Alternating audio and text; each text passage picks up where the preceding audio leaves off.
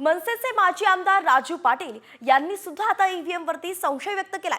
कल्याण ग्रामीण मतदारसंघात एकूण 65,000 मतदान वाढलं आणि 66,000 मतांनी शिंदे गटाचे राजेश मोरे हे विजयी झालेत। वाढलेलं सगळंच मतदान त्यांनाच कसं मिळालं असा सवाल राजू पाटलांनी केलाय।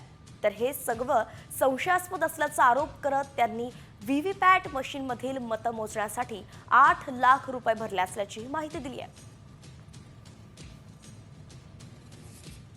एकंदरीतच ईव्हीएम वरती शंका उपस्थित करून फेर मतमोजणीसाठी अजून एका नेत्यानं पुढाकार घेतलाय। मनसेचे माजी आमदार राजू पाटील यांनी सुद्धा ईव्हीएम वरती संशय व्यक्त केलाय आणि पुन्हा एकदा व्हीव्हीपॅटद्वारे मतमोजणी व्हावी यासाठी त्यांनी तब्बल 8 लाख रुपये मोजल्याची माहिती मिळतेय। तर त्यात बऱ्याचशा गोष्टी संशयास्पद आहेत।